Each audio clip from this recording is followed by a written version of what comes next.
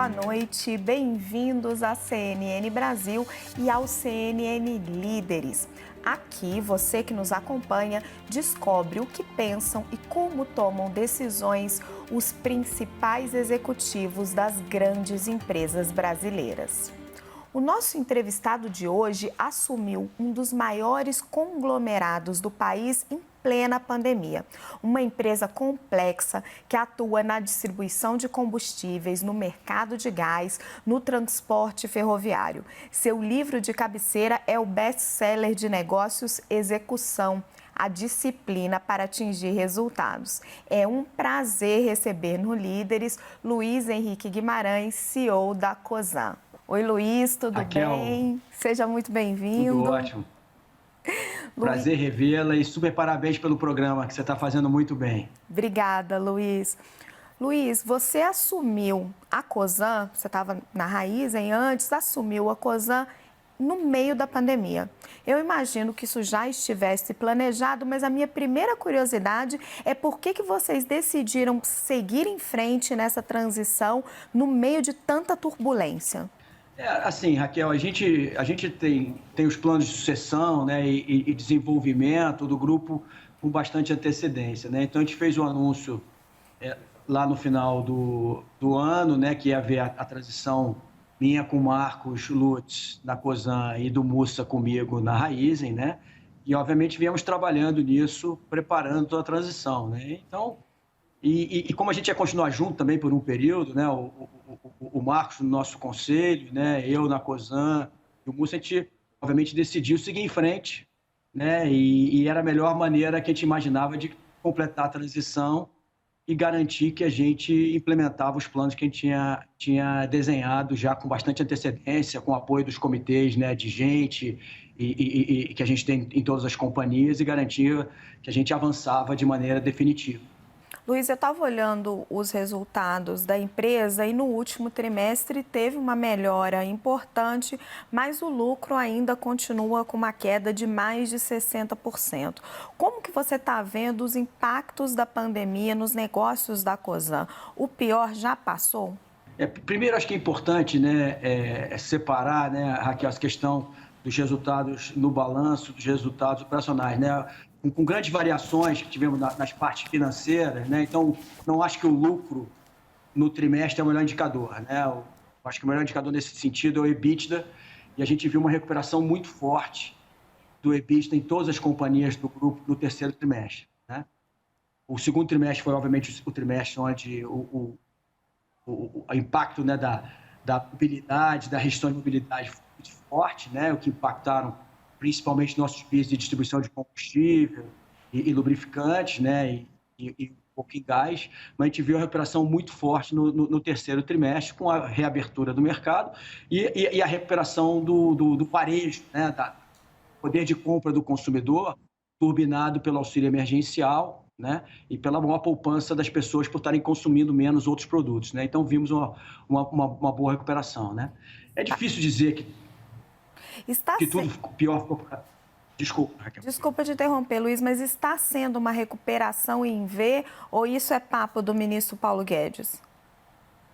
Eu acho assim, depende muito do setor, né? A gente tem visto, né, nos setores que a gente atua, que são setores essenciais, né, Raquel, para a sociedade, a gente está, né, no meio de toda a logística e no meio de todo o fornecimento de energia, né? Eu sempre brinco que se o Grupo Cosan um dia não vier trabalhar, né, uma boa parte, né, 20% dos brasileiros não vão se locomover, a comida provavelmente não vai chegar nos centros de distribuição, as exportações de soja e milho para vários países do mundo não vão acontecer. Então, muita gente não vai tomar banho quente em São Paulo, né? Então, assim, está no meio do consumo básico das pessoas, né? Então, nos nossos setores, a gente viu, de fato, né, nesses últimos meses, uma boa recuperação. Eu diria que hoje, né, em todas as companhias, os volumes estão em outubro, novembro, em linha com o que eles eram pré-pandemia. Então, assim, acho que nesse sentido, os nossos setores, a gente pode dizer que houve uma recuperação em V, sim. Numa empresa do porte do grupo, vocês precisam trabalhar com vários cenários. Hoje vocês trabalham com um cenário de segunda onda da Covid no Brasil e como é que isso eventualmente impactaria os negócios? Raquel, essa sua pergunta acho que ela é muito importante, mas eu queria dar só um passo atrás, se você me permitir, né? Eu acho que o grande desafio de um grupo como o nosso, né, e de líderes do nosso time, é estar preparado para o que vier, né? E a gente, de fato, né, se você pegar os últimos 10 anos de grande transformação pelo qual o grupo passou, com aquisições, fusões, parcerias, né, evoluções do modelo de negócio, né, a gente teve todo tipo de cenário, né? Tivemos cenários de juros a mais de 14%, tivemos cenários de crises, né, globais, etc, etc. E a gente sempre se concentrou no que a gente controla, né, Raquel? A gente controla o nosso time, a nossa gente, né, tendo as melhores pessoas trabalhando com a gente controla os nossos padrões de segurança, que é fundamental no tipo de operação que a gente tem, que tem bastante risco associado e produtos que são inflamáveis, né? A gente controla o nosso CAPEX, a gente controla o nosso OPEX, e a gente controla a relação com nossos clientes e fornecedores. Então, assim, Raquel, a gente obviamente tem cenários, né? E a gente tem errado nos cenários, né? O Brasil tem essa volatilidade incrível que você está acostumado a cobrir agente de negócio, mas a gente decidiu, alguns anos atrás, que a gente concentra no que a gente pode controlar, Raquel, e o resto a gente tem que estar preparado para enfrentar. Vão ter dias de sol e com vento de cauda, vai ser maravilhoso, e vão ter dias de muita chuva com vento de frente, e a gente vai ter que aguentar, né? Então, a nossa cabeça é muito mais. É óbvio que tem um risco potencial de uma segunda onda, né? E eu acho que isso, obviamente, a gente vê pelo próprio cenário de trânsito voltando nas grandes capitais, né? Eventos acontecendo, né? E a gente acha que a melhor maneira de controlar a doença, e sempre essa foi a nossa opinião, é obviamente usar a parte da ciência, né? E uso de máscara, álcool gel, distanciamento, mas ao mesmo tempo deixar a economia ter que funcionar dentro do que é possível funcionar. Então a gente acha que a gente acabou fazendo o que tinha que ser feito, acho que os governantes, cada um tomou as suas decisões, acabou fazendo ser feito, mas acho que o importante daqui para frente é a conscientização, né, da população e das pessoas para que isso aconteça. E aí a gente pega os exemplos, né, Raquel? Você conversa com vários líderes, quando você pega os números das empresas dentro do negócio, né, o número de contaminações dentro das empresas é muito baixo vis-à-vis o número de contaminação das pessoas na vida pessoal. Isso, para mim, reflete o quê? Disciplina, né? Quer dizer, na minha mesa aqui tem um álcool gel, né? A gente tem protocolos para todas distanciamento, reuniões, máscara, etc. A gente nunca parou a empresa, né, Raquel? O nosso tipo de atividade, com os nossos gasistas nas ruas, nossos maquinistas na Rumo, né? As nossas plantas de operação, as bases de distribuição, as fábricas lubrificantes, a gente não pôde parar, né? Para que a gente pudesse ficar em casa, os quase 40 mil funcionários do grupo tiveram que ficar no campo trabalhando e prestando serviços.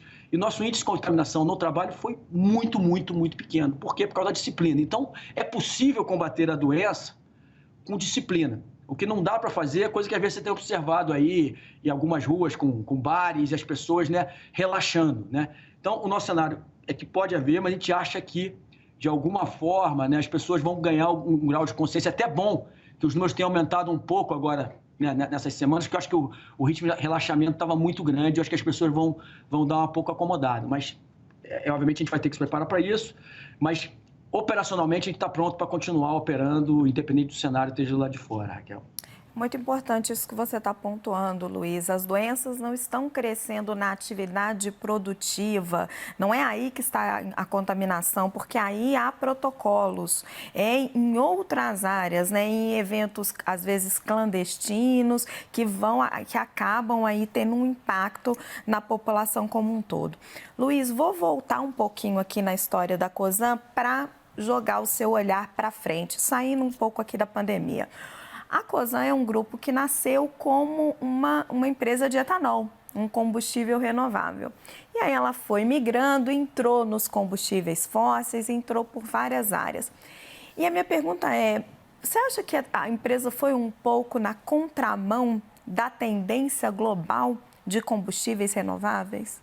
Não, acho que ao contrário, eu quero te dar alguns exemplos aqui, Raquel. Assim, primeiro é importante entender os movimentos estratégicos, né? Obviamente o grupo nasceu como usinas de açúcar, na verdade, né? Que foram incorporando depois o etanol e depois incorporar a cogeração, né? Que foi um elemento importante, a cogeração com bagaço, para estabilizar o fluxo de caixa, que não era uma commodity que variava muito, como o açúcar e o próprio etanol como consequência, né?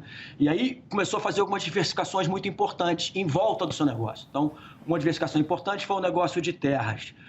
Outro negócio importante foi a criação da Rumo no início, que era uma empresa de logística para açúcar, né? Fazendo o transporte de açúcar das usinas e de outras usinas para Santos para exportação.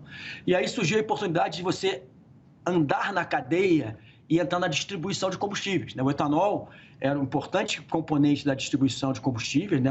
Os principais clientes da Cosan sempre foram as distribuidoras de combustíveis. E surgiu a oportunidade de aquisição da Esso, com a saída da Esso do Brasil, onde se comprou, né, a distribuição da Esso, e junto com essa compra veio o negócio de lubrificantes, né, da marca Móbil, e que se agregou.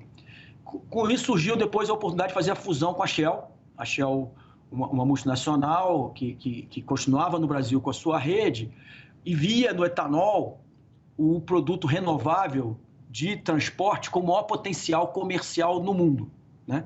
E a Shell decidiu que a maneira de entrar nesse negócio era se associando a um grupo nacional que conhecia profundamente, né, a indústria de etanol, e aí se fundiu formando a Raízen, juntando as redes de distribuição da Esso e da Shell, mas apostando muito na transformação do etanol numa commodity mundial. Aí veio a oportunidade da Comgás, que também era um combustível super importante de transição, que é o gás, e jogando a favor do nosso DNA de distribuição, comercialização e de atendimento ao cliente. E aí teve a questão da Rumo, né, que acabou se fundindo com a LL, né, para resolver alguns problemas que surgiram ao longo dos contratos e do desafio que a LL passava naquele momento, e expandimos fortemente na área de infraestrutura, né? Então, esse é o nosso portfólio atual, né? Uma empresa nacional e internacional de lubrificantes, que está presente hoje nos Estados Unidos, estão presentes em vários países da América Latina com lubrificantes, estamos também na Europa. Uma empresa de distribuição de combustíveis, presente hoje no Brasil em mais de 7 mil pontos, e também agora na Argentina, nos últimos 2 anos e meio, foi feita a aquisição da Shell na Argentina, que virou Raízen. Uma empresa de produtos renováveis, né, onde também inclui a parte de energia elétrica, produção de etanol e açúcar, que eu quero falar um pouco mais com você sobre isso, né? No meio dessas duas tem um negócio super importante, que tem pouca visibilidade, mas tem crescido muito com a gente, que é o negócio de proximidade e conveniência, né? Com as lojas de conveniência nos postos. A gente anunciou no ano passado, né, Raquel, você que até cobriu a nossa associação com a FENSA, né, com um grupo mexicano que é o maior empresa de proximidade e conveniência da América Latina, só no México com mais de 20 mil lojas, né? Então nós estamos expandindo agora a nossa rede de conveniência e proximidade para fora dos postos. A primeira loja OXXO no Brasil inaugura agora no dia 1º de dezembro em Campinas, né? Que é a nossa saída. Então a gente tem um plano muito agressivo de ter nos próximos anos 5 mil lojas, contemplando os nossos postos e rua. Lojas de rua, de proximidade, para atender uma tendência que é agora natural, que já vinha, né, Raquel, e se acelerou na pandemia, do comércio local, da proximidade das pessoas fazerem a sua vida ainda mais próximo da sua residência. Então, assim, essa rede vai ter 7 mil pontos de venda de combustíveis e mais de 5 mil pontos de conveniência e proximidade. Aí tem o negócio de gás e energia, né, que é a Compass, do qual a Comgás faz parte, apostando bastante no crescimento do mercado de gás no Brasil. O Brasil tem enormes reservas de gás no pré-sal, o mundo está super líquido em termos de GNL, tem gás na Bolívia, tem gás na Argentina, então não tem sentido o gás natural ter a pequena penetração que tem no Brasil, como é hoje, né? Hoje só a Comgás tem mais da metade dos pipelines de distribuição e transporte do Brasil, e ela ocupa uma parte muito pequena do território nacional. Então tem uma oportunidade enorme de crescimento na nossa visão do gás natural no Brasil e da conversão e da convergência, melhor dizendo, não conversão, convergência entre eletricidade e gás natural, que é o modelo de gas e power no mundo todo. E por último, a Rumo na questão de logística, né? O Brasil é o celeiro, né, Raquel, do mundo em termos de proteína, né, e alimentos, né? Com câmbio onde está, a gente se tornou ainda mais competitivo.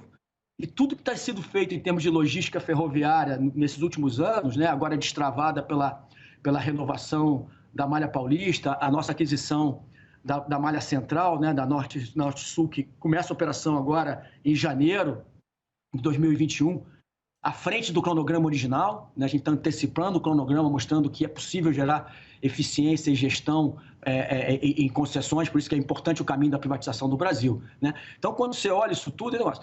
Mas quando vai no renovável, que foi a sua pergunta, assim, a gente hoje tem um portfólio, Raquel, que assim, vai dar muito orgulho para o Brasil, né? A gente tem biogás, a gente está transformando a vinhaça, que é um subproduto do etanol, em biogás. Inauguramos a primeira planta algumas semanas atrás para produzir eletricidade ou produzir gás que pode ser injetado nas redes, no interior do Brasil. É o que o ministro Bento chama do pré-sal caipira, né? A gente tem o pré-sal no mar e tem o pré-sal caipira no interior, né? A gente tem o etanol de segunda geração, que a gente tem hoje funcionando no Brasil, e de novo, para a gente ser orgulhoso disso, a maior planta comercial de etanol de segunda geração, que é transformando o bagaço, também é um subproduto da produção do açúcar e do etanol, e a palha que fica no campo pelo corte mecanizado, e transformando em etanol, o que aumenta a nossa produção em 50%, sem aumentar 1 hectare de área plantada, o que é uma mensagem muito importante para o resto do mundo, de que o Brasil cuida do seu meio ambiente e tem capacidade de fazer isso. E, obviamente, tem uma questão da pelletização do bagaço e da palha para você exportar biomassa renovável, para que seja misturado com fontes não renováveis na Europa e no Japão, para que eles possam reduzir a pegada de carbono. Então, Raquel, eu estou convencido, né, que o nosso grupo criou um portfólio hoje de eficiência logística e energia, que sim, tem fóssil no portfólio, porque essa transição energética é longa e a gente não pode se iludir, né? O fóssil é competitivo e é importante, até para ajudar na transição energética, mas com um crescimento exponencial no portfólio de renovável. E a gente vai estar exportando cada vez mais etanol de segunda geração, vai estar cada vez mais exportando pellets, vai estar produzindo biogás aqui no Brasil e transformando em eletricidade e injeção de gás. E o próprio etanol, que hoje é super responsável pelo céu azul que a gente tem em São Paulo, né? Você olha Mumbai, olha Beijing, olha Bangkok, os índices de poluição são inegavelmente superiores aos nossos, né? Muito, muito superiores. Então, o etanol contribuiu para São Paulo ter hoje um céu azul que essas outras capitais e metrópoles não têm. Então, assim, a nossa direção é uma direção de transição energética, mas com muito pé no chão, entendendo que não tem uma bala de prata e não tem uma coisa única. E com a visão, Raquel, que o Brasil tem hoje uma oportunidade histórica de ser a potência verde nesse novo mundo. A gente não pode perder essa oportunidade, Raquel. Assim, essa é a coisa que nós aqui dentro do Grupo Cosan, com os nossos sócios, parceiros, o nosso time, estamos absolutamente energizados para convencer todos e a todas de que a gente não pode perder essa oportunidade histórica do Brasil ser a potência verde. A gente tem um ativo que não pode virar um liability nessas discussões internacionais e algumas coisas estão acontecendo hoje nessa área. Pegando o gancho no que você está falando, qual a avaliação que vocês fazem da política ambiental do atual governo? Raquel, assim, é muito difícil você pegar coisas pontuais. Eu prefiro falar mais da minha visão do big picture, né? O Brasil tem o melhor código florestal do Brasil. Os agricultores têm responsabilidade sobre as APPs, né? Então, qualquer agricultor tem que cuidar daquela zona de proteção ambiental que ele tem, né? A gente tem uma matriz energética super limpa que foi fruto de um processo, né, de investimento, de transformação nos últimos anos e de vários governos, né, desde as hidrelétricas, passando pelo biocombustível, com o início do Proálcool, que foi tumultuado, mas depois acertou, a tecnologia Flex, né, o biodiesel, que também é uma outra conquista importante do Brasil, né, o biodiesel verde, que a Petrobras começa a produzir no Paraná, solar, wind, etc. Então, tem tudo isso. Agora, o Brasil tem um problema sério, que não é só na área ambiental, Raquel, que é a questão de práticas ilegais de um certo conjunto de pessoas ou empresas, né?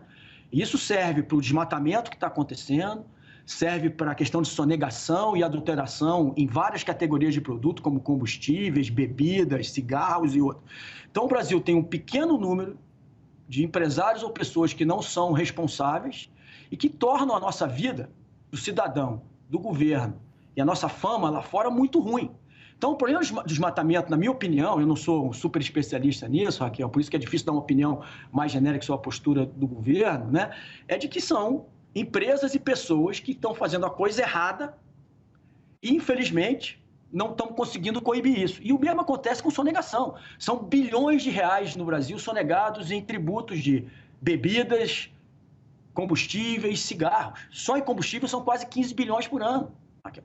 Então, assim, quando a gente fala de política, a gente tem que tomar cuidado para a gente não falar só de um elemento. O Brasil tem um eixo sério, que é mais práticas, seja como um devedor, quanto mais, ou um ambientalista, ou um contra-ambientalista, vamos chamar assim, quanto mais, que é o cara que derruba a floresta, invade a terra, faz queimada, etc. Mas a massa faz bem.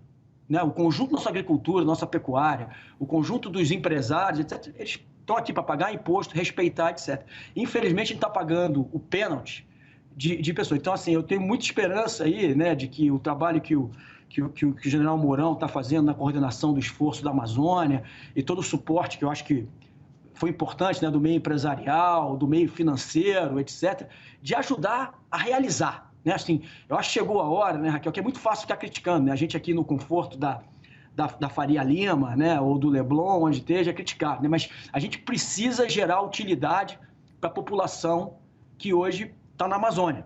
Né? Pela minha informação, são mais de 23 milhões de pessoas que estão vivendo lá, que é um pedaço relevante. Não adianta, a gente vai ter que gerar a capacidade das pessoas viverem. Né? E viver economicamente, convivendo com a floresta, aproveitando a biodiversidade. E como eu te falei, nós nos transformarmos na potência verde, exportando crédito de carbono.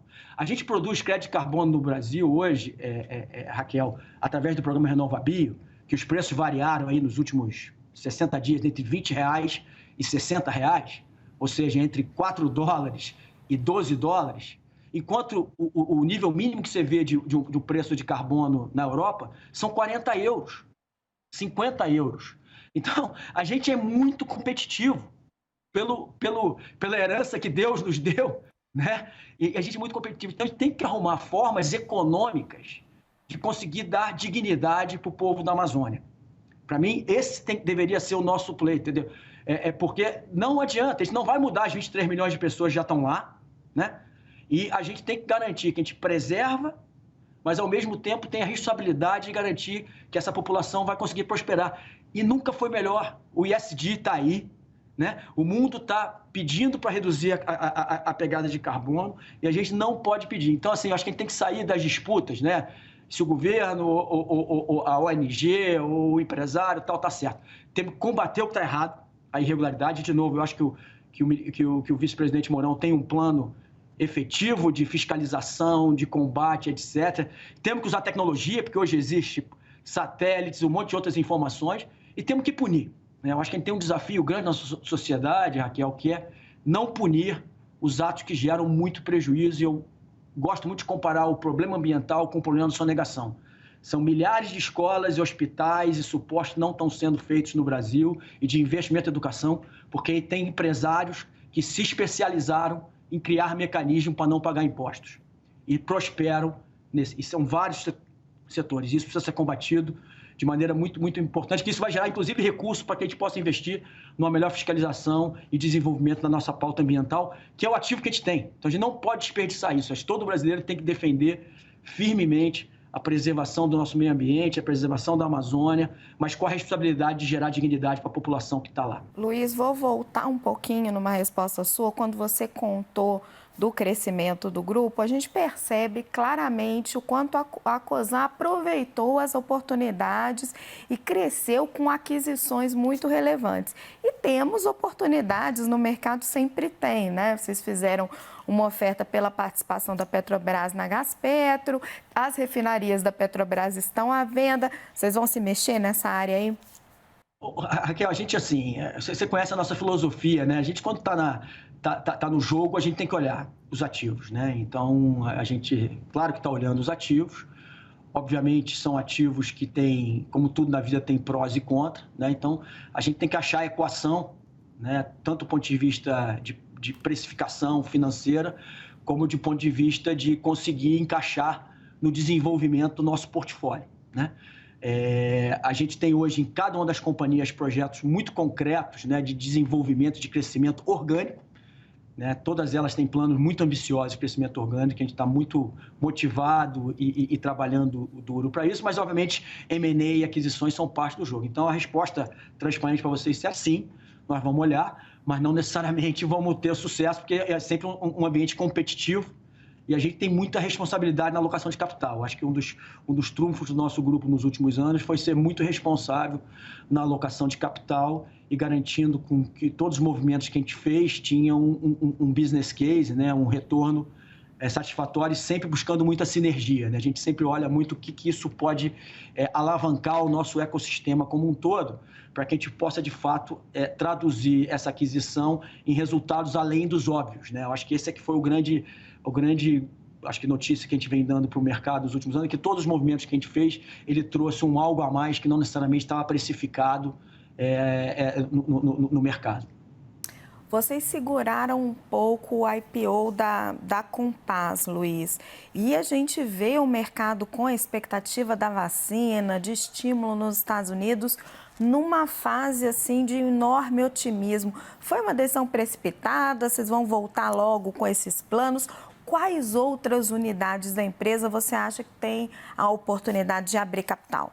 Então, Raquel, eu acho que é importante, assim, a gente anunciou alguns meses atrás, né, que a gente está trabalhando na reorganização do grupo, do ponto de vista societário das holdings, né? Que a gente hoje tem 3 holdings, né? Então a gente está trabalhando num processo de unificação, que nossa visão de longo prazo é que a gente teria uma única holding e teriam todos os nossos negócios abertos embaixo, né? Hoje a gente tem uma única empresa aberta, que é a Rumo, né? A Comgás é listada, mas a gente tem 99,5% do capital, então não tem movimentação, né? E obviamente ela faz parte da Compass. E aí nós temos Raiz em Mu. Então essa é a nossa direção de longo prazo, entendeu, Raquel?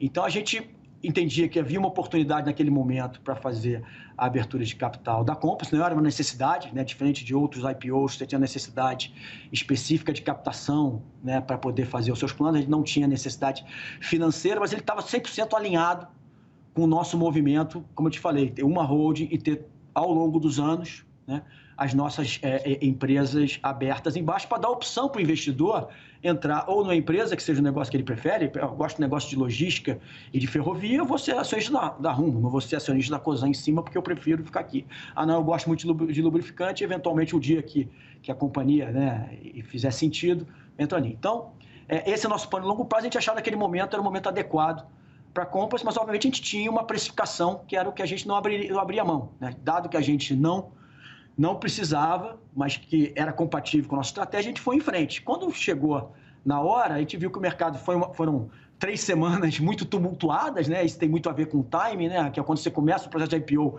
que é um processo longo, né? Você nunca sabe em que semana que você vai cair, como é que vai estar o humor efetivo do mercado. E como o mercado estava com um humor bastante negativo naquele momento e a gente achava que a precificação não era adequada, né? Nem para nós, nem para os investidores que eventualmente estavam dispostos a entrar. A gente tinha um book até sólido, mas a gente achava que o mercado falou, não precisamos fazer, não vamos fazer, né?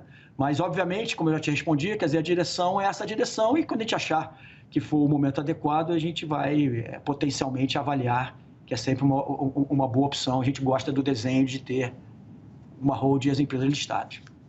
Luiz, mas sem pressão. Nosso tempo está chegando ao fim, mas eu queria fechar com uma pergunta um pouquinho mais pessoal para você e mais de gestão. Como é ser o braço direito e esquerdo de um empresário tão arrojado como Rubens Ometo, que é o fundador do Grupo Cosan? Primeiro, assim, isso é uma coisa legal aqui, né? A gente não tem nem braço esquerdo, nem braço direito, que na verdade, assim, a gente tem os vários CEOs do grupo, né? O nosso CFO Marcelo Martins, a Rita, o Nelson, né? O Mussa, o Felipe, o Beto, né? E a gente trabalha como um time, né? A gente chama, inclusive, é o grupo dos 9, né? Onde a gente se complementa e trabalha. Então, assim, a gente tem essa característica de, primeiro, todo mundo se dá muito bem, e segundo, de ter histórias de vida, histórias empresariais, histórias de negócio, estilos muito diferentes, né? E a pandemia foi muito legal, Raquel, porque isso nos uniu ainda mais, porque a gente tinha que tomar decisões que eram do grupo, né, de maneira conjunta. A gente gosta muito de ter as empresas muito focadas no seu negócio, com a sua independência, etc. Mas nesse momento de pandemia, a gente viu a força do ecossistema e do grupo. Eu acho que a gente conseguiu se unir mais e até complementar mais cada um. Mas falando um pouco do nosso fundador e presidente do conselho, sim, sem dúvida é muito legal você ter aí a combinação de uma pessoa tão arrojada, né, e na fase que ele está, né, de ainda querer fazer mais coisas no Brasil e nos nossos negócios, né? E eu acho que isso foi, para mim, que trabalhei muitos anos em multinacional, né? E foi um enorme aprendizado de que eu estou convencido que o melhor modelo hoje de companhia é uma companhia que tenha o mercado, ou seja uma companhia aberta, mas que tenha um acionista de referência, né? Porque essa história de cabeça de dono, né, papel de dono que muitas empresas botam na sua cultura, etc., ela de fato, quando utilizada e quando usada e quando vivida, né, ela tem um poder enorme, né? Então a gente sente aqui, todos nós, né, não só nós como CEOs ou CFOs, mas o time como um todo nas companhias, como dono da companhia, né? Porque isso reflete muito a visão do nosso fundador e do Rubens, né, e do nosso presidente do conselho, de realmente cuidar desse negócio como capital aberto, mas como se fosse nosso, para a gente garantindo que a gente aloca o capital correto, faz as despesas corretas e principalmente cuida das pessoas da melhor forma possível, que é o melhor ativo que a gente tem. Então, eu tenho o prazer, né, Raquel, de não ser nem o braço direito nem o braço esquerdo, mas ser parte desse povo, né, que a gente se transformou e ser um grupo que se ajuda, que se trabalha, porque primeiro que não dá para ter só uma pessoa como responsabilidade para esse desafio que a gente tem pela frente aí de transformar a logística e a energia do Brasil e ajudar o Brasil a ser essa potência verde. E segundo, porque eu acho que o maior papel de um líder é criar sucessão e criar time de gente que é melhor do que a gente, né? Porque só assim a gente garante a perpetuidade e a sustentabilidade dos negócios. A Cosan é esse bicho interessante, né? Que é uma empresa profissionalizada de dono. Luiz Henrique Guimarães, muito obrigada pela sua entrevista ao CNN Líderes. Obrigado, Raquel. Boa noite. Lembrando que todo sábado à noite nós temos um encontro marcado com os grandes executivos que movimentam a economia brasileira.